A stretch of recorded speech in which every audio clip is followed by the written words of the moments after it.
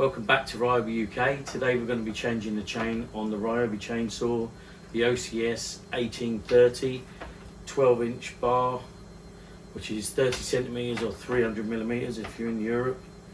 So there it is. So we're going to be taking this outside in the kitchen of all places, and we're going to be changing the chain. Right, see you in the kitchen. I'm going to do a short video on fitting the chain on the ocs1830 18-volt battery powered chainsaw. But before I do, obviously I've got to address what's happening in the world right now. I'm not going to keep going on about it because we all want a bit of escapism. It's dreadful what's going on out there. I'm in the UK obviously, and the NHS over here are amazing normally anyway, but at the moment they're really stepping up. People are coming back from retirement to help out, and we're all really grateful. Tonight at 8 o'clock we're going to be all going out the front of our houses and clapping for 2 minutes for the NHS. That's all we can really do. I'm still working, as I'm seen as a frontline worker. I think that's how they use it, or key worker, I can't remember. So I'm still working and still delivering, and so that's what I'm doing through this pandemic, whatever they call it, so this virus situation. Most people in the UK are on lockdown. They can go out for exercise once a day, and they can go out for food or medicine. I just want to say from the UK here, our hearts go out to everybody in the world, everybody that's lost a loved one, everybody that's struggling, everybody that's got ill, everybody that's stressing and worrying over this. So we're thinking about the world over here in the UK. So everybody stay strong. Right, this is the locking nut, and this is the tension the bar. Twist this anti-clockwise, which releases the lock. I can now untension the chain, as you can see. Tension, untension. So I'm going to untension the chain, and then I'm going to unlock this totally and take the cover right off.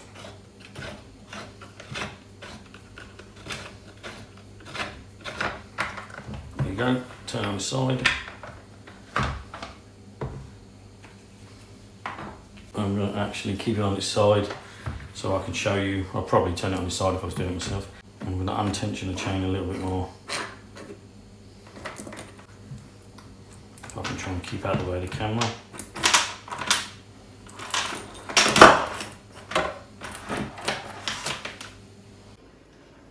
Right, okay, we've got the old chain off. I did sharpen this by hand, but I'm not an expert sharpening, so although it's still cutting, I reckon it could do with a new one. Right, here's a new one. Obviously make sure you got the right size for your chain bar. I have found, I did order one that said it was for a 12-inch chain, but it would not, no matter what I tried, I couldn't get it on.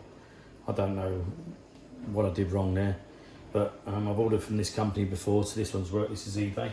Right, anyway, right, obviously we've untensioned the bar all the way down by turning this anti-clockwise, and that means that brings the bar further down and means that I can locate the chain a lot easier. Right, so the first thing I need to tell you, this is directional.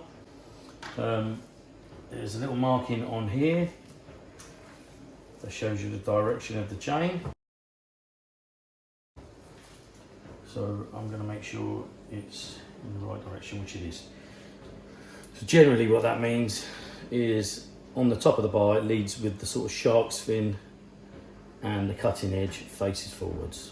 But there is a diagram to show you which way it should flow. Here's where the diagram is located on the bar to show you the direction of the chain. So it's directional, remember that. So make sure you get it on the right direction. Right, first thing to locate this, locate the teeth onto the driving wheel. Over the driving wheel here. Sorry for the mess. It's in a right mess, I didn't realise. Now, second thing we've got to do now is locate the teeth into the groove around the chain bar. It's quite simple, just a case of locating it like that. So you can see the groove here. And we're just going to locate this in bit by bit, around the back as well as the front. Locate that into the groove. Right, so you can see now that I've got it located in the majority of the bar in the groove, but there's going to be a loop. We need to take up that slack now. So we now turn this clockwise, just gradually turn away, keep going, making sure it's locating into the groove, like that. Get into the groove, there we go. Right, I'm going to take the brake off. There is no battery, so this is safe. I'm just going to see if this is turning freely, which it is. Right, keep hold of the bar because the bar's loose. It won't actually come out, but it might fall forward and make this a bit harder to locate. So right, well, there we are. So all we've got to do now is place the lug of the cover into there. And I always find this quite hard because it does want to go in a bit of an angle because of the way it seats. So you have to make sure you're not cross-threading this. And what I do is I put a bit of pressure up there. If you can see, I put a bit of pressure up there to try and bring this slightly more level. And now I can see it's locating. So there you go, just gradually tighten down the locking nut. Get 3/4, don't lock it totally. And then now you can just make sure you're tensioned.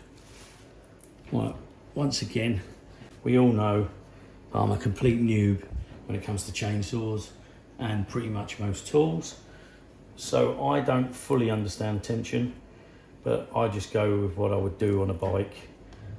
I have it tight enough, but not so tight that it's not got any slack in it. So that's got a little bit of movement in it. And the way we know how we tension this, we turn anti-clockwise to give some more slack, and we turn clockwise to tighten. So there we go. So now I just lock it down, and we're ready to go. Right, top tip of the day when it comes to doing that is make sure you've got the chain on the right direction. Right, I'm going to take the chainsaw outside and I'm just going to have a go at the stump, but bear in mind I'll probably end this video with me just cutting a few bits off of it. I'm not going to get all the way through the stump in one go. I don't have the time. I'm probably going to spend half an hour every day just chopping away this stump. It's basically down to get it down to ground level and just do what I can. Right, let's go outside. I'm using a 9 amp hour high energy battery.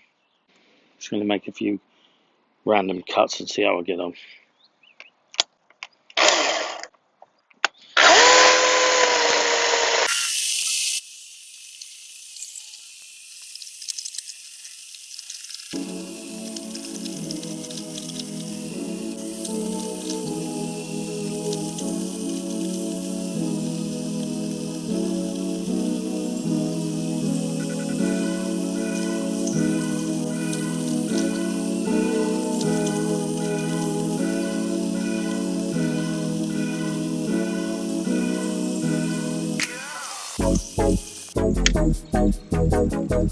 Handbrake on.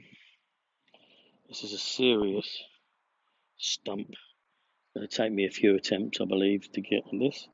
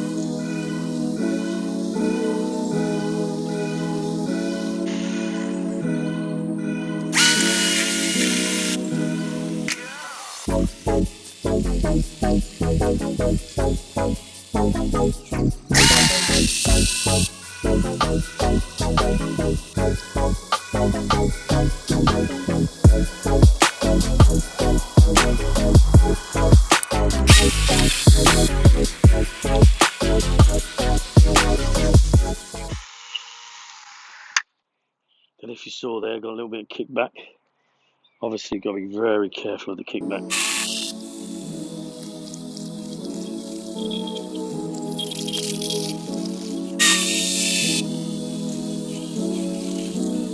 My Ryobi coloured mattock or pickaxe, not sure which one it is.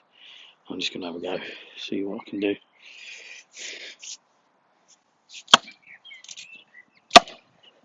Ah, there you go. Come on. Well, there's the first chunk. Okay, you can see quite a sizable trunk I'm dealing with, and I wish I had a wood burner. Just in case anyone wanted to know, this is made by Verve, I believe B&Q special. Great Ryobi colours though.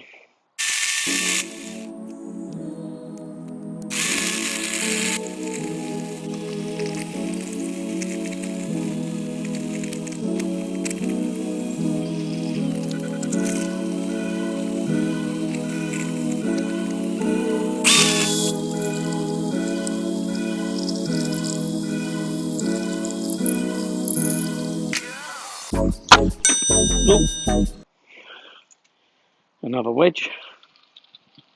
See the size of that. See the depth of it. This little Ryobi's getting through it.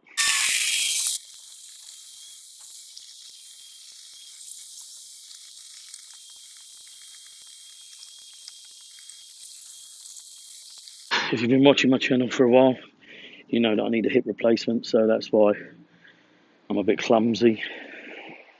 Find it hard getting in certain positions because of the weight on my hip. So you'll have to put up with that.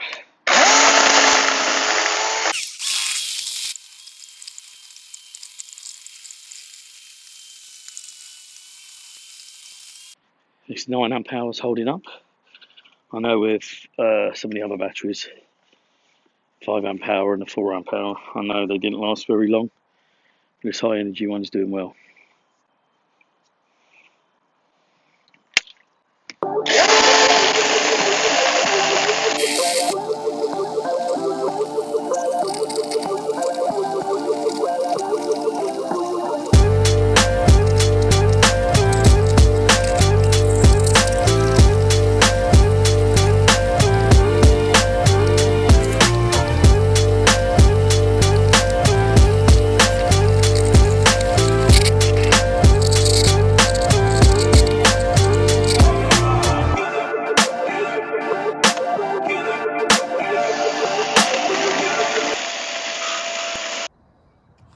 What I'm doing now is I'm just gonna make my last cut straight down the middle again. Just gonna make several cuts straight through it now because access is getting quite hard.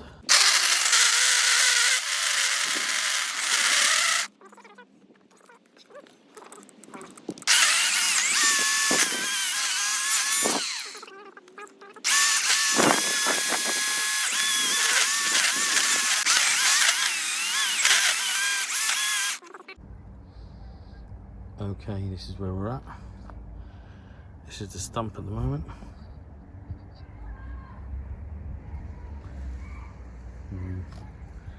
Gone down to the next level, made a big cut through the centre and a big slash cut. I don't know if you can see my finger, try and point to it.